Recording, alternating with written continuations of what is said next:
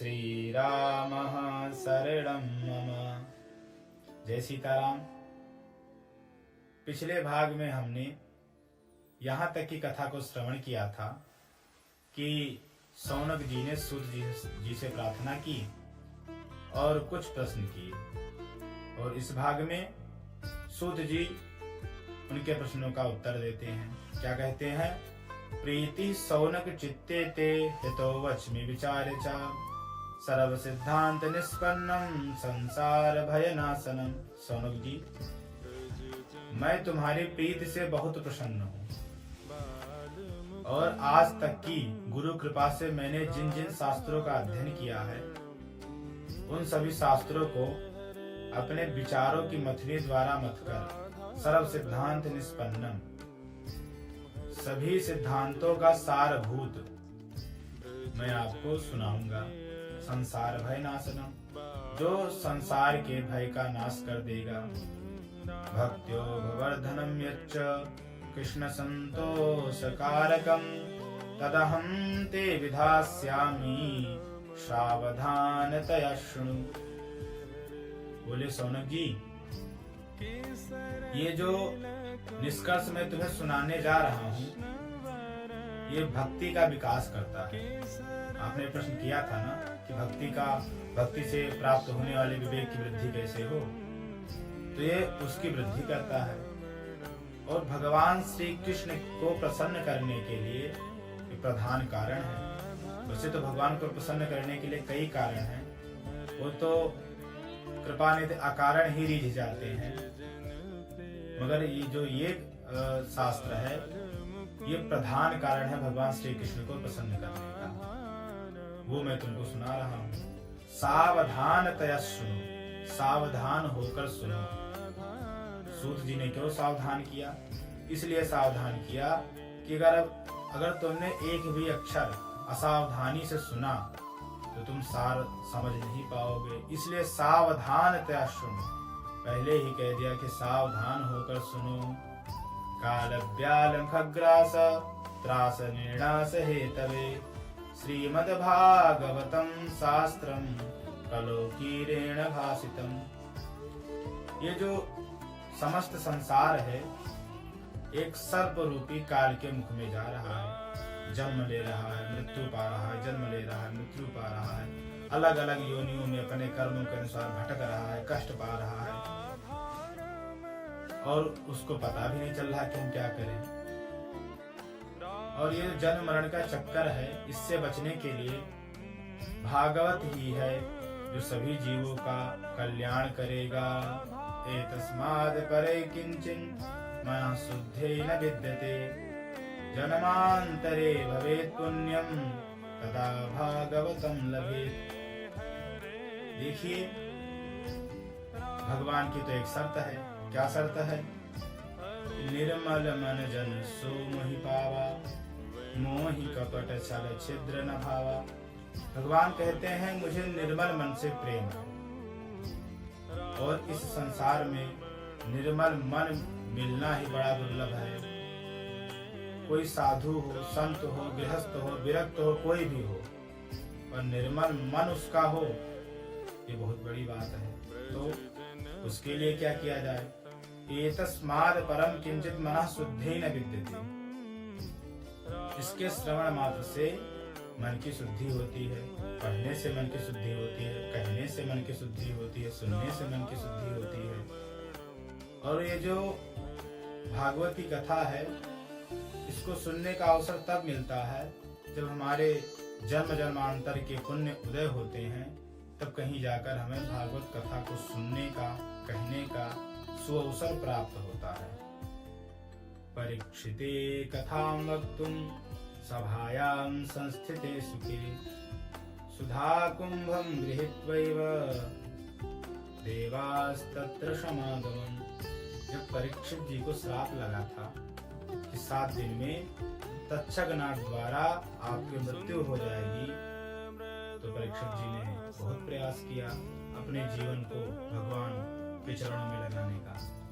सुखदेव जी ने निश्चय किया कि आपको हम श्रीमद् भागवत कथा साप्ताहिक सुनाएंगे। अब कथा शुरू ही होने वाली थी। कथा के लिए सभा लग गई।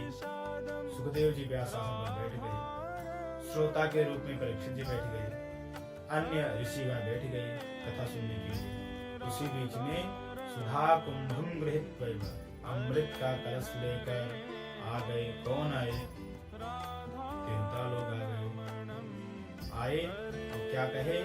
सुखम नत्वा वदन् सर्वे स्वकार्य कुशलासुराः, तथा सुधाम प्रयक्षस्व गृहीत्वैव सुधामिमाम्।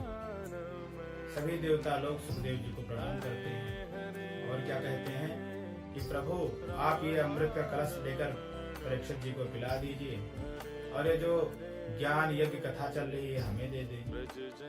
क्यों? एवं विनिमये जाते सुधाराज्ञा प्रपीयताम्, प्रपास्यामो वयं सर्वे श्रीमद्भागवतामृतम्।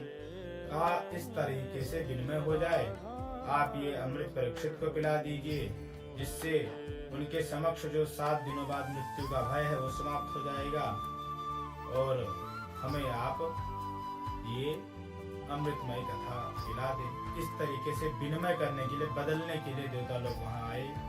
स्वकार्य कुशलासुराः देवताओं को कहा गया। क्यों? वो अपने कार्य को ही देखते हैं, स्व कल्याण के लिए, दूसरों का कल्याण हो ना हो, स्वार्थी देवताओं को कहा गया है। देवता लोग आए और सुखदेव जी से निवेदन किए।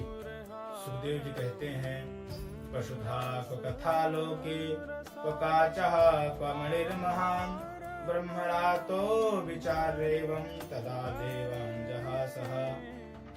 सुखदेव जी कहते हैं ब्रह्मराज, ब्रह्मराज सुखदेव जी को कहते हैं, विष्णुराज परीक्षित जी को कहते हैं। तो ब्रह्मराज तो विचार्येवं, ब्रह्मराज तो विचार्य मैंने सुखदेव जी ने विचार करके कहा, वसुधा को कथा लोकी, कहा ये स्वर्ग का अमृत और कहा ये मंगलमयी भगवान की कथा। को काचा क्वा मणिर्महा, कहा ये कांच का टुकड़ा, कहा ये करोड़ों की मणि। अब जैसे आप कोई कांच का टुकड़ा लेकर किसी अच्छी जोहरी की दुकान पे जाइए और कहिए कि ये ले लीजिए, मुझे वो करोड़ वाली मणि दे दीजिए, तो देगा वो दुकानदार, आपको डांट भगा देगा। यही कहकर उपहास किया देवताओं का सुखदेव जी। अब हम और आप विचार करें कि स्वर्ग का सुधामृत श्रेष्ठ है कि हरि का कथामृत, क्योंकि समीक्षा तो होनी चाहिए, तब तो पता चलेगा क्या श्रेष्ठ है और क्या श्रेष्ठ नहीं है। आप सभी को ज्ञात है कि समुद्र मंथन हुआ, 14 रत्न निकले, उसमें अमृत भी निकला। अमृत किसमें निकला? एक घड़े में निकला, सभी देवताओं ने पिया, और अभी भी वो अमृत चल रहा है। तो कितना अमृत होगा? एक घड़े में निकला, सबने पिया, फिर भी उस घड़े में अमृत है तो कितना ही बचा होगा। और भगवान की कथा हरि अनंत, हरि कथा अनंता, इसका कोई अंत ही नहीं है। न हरि का अंत है, न हरि की कथा का अनंत है, तो विस्तार भी इसका बहुत बड़ा है। और जो स्वर्ग का सुधामृत है, बड़े बड़े पुण्यात्माओं को पिलाया जाता है। जो बड़े बड़े पुण्य करके स्वर्ग जाते हैं, उनको वो अमृत पिलाया जाता है, और उनका पुण्य क्षीण होते ही उन्हें धरती पे पुनः पटक दिया जाता है। क्योंकि स्वर्ग की वही व्यवस्था है जैसे आजकल के होटलों की व्यवस्था है। जब तक गर्म में जेब में गर्मी बनी है, तब तक आप होटल में बने हैं। जहाँ आपकी जेब ठंडी हुई, आप होटल से भी बाहर हो गए। जब तक आपका पुण्य कर्म है, तब तक आप स्वर्ग में सुख भोग रहे हैं। पुण्य कर्म खत्म होते ही आप धरती को पुनः भेज दिए जाएंगे। भगवान की जो कथा है, पुण्यात्माओं को तो तारती ही है, बड़े से बड़े पापियों को भी तार देती है। धुंधकारी कैसा था, आगे की कथा आएगी, कुछ तो कथा आप लोग सुने ही, कितना पापाचरण था उसका, जन्म से ही कितना दुष्ट था, मरने के बाद प्रेत योनि में गया, और उसने भी इस कथा का बखान किया। धन्या भागवती वार्ता प्रेत पीड़ा विनाशिनी। तो श्रेष्ठ कौन है? हरि की कथा। यही विचार करके देवताओं को अमृत नहीं पिलाया। तांस तांस विज्ञाये न ददौ सकथामृतम् श्रीमद्भागवती वार्ता सुराणारपि दुर्लभा। सुखदेव जी ने कहा, देवताओं, अगर तुम श्रद्धा से आते कि हमें कथा सुनना है तो मैं तुम्हें कथा जरूर सुनाता, पर तुम श्रद्धा से नहीं, अभक्ति लेकर आए हो, बदले की भावना लेकर, ये लेंगे वो देंगे, इसीलिए हम आपको ये कथा नहीं सुनाएंगे। और भक्त देवताओं को डांटकर सुखदेव जी ने भगा दिया।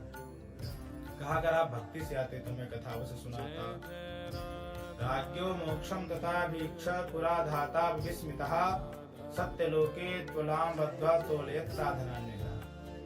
जब राजा परीक्षित को 7 दिन में ही मोक्ष और परम पद प्राप्त होते हुए ब्रह्मा जी ने देखा, वो भी आश्चर्यचकित रही है। अच्छा, ऐसा हुआ है?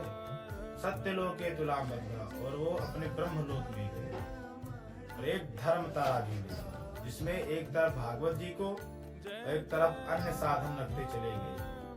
भागवत जी का पल्ला जो का जो धरा ही रह गया और अन्य साधन टंगे के टंगे ही रह गए। रघुल्यन्यानि जातानि गौरवेण इदं महत् तदा ऋषिगणाः सर्वे विस्मयं परमुनिः।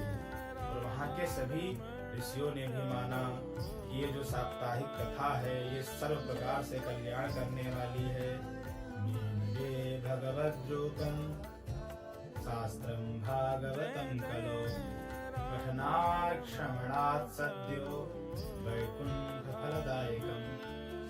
इस कलयुग में इस भागवत को भगवत स्वरूप ही कहा गया है। वैसे तो इसमें भगवान श्री कृष्ण का ही स्वरूप इसको माना जाता है, पर यहाँ ये लिखा है कि इस कलयुग में अगर इसको कोई पढ़ता है, पठनात् श्रवणात्, पढ़ता है या फिर श्रवण करता है, तो उसे वैकुंठ की प्राप्ति होती है। सप्ताहेन श्रुतं चैतत् सर्वथा मुक्तिदायकम् सनकाद्यैः पुरा प्रोक्तं नारदाय दयापरैः। इसका जो सप्ताह वाचन है सर्वथा मुक्ति देने वाला है। जो एक बार सप्ताह वाचन को कहा है, सुना है, पढ़ा है, उसको मुक्ति अवश्य मिलेगी। और जो सप्ताह वाचन की जो प्रक्रिया है इसको नारद जी को सुनाई थी। किसने?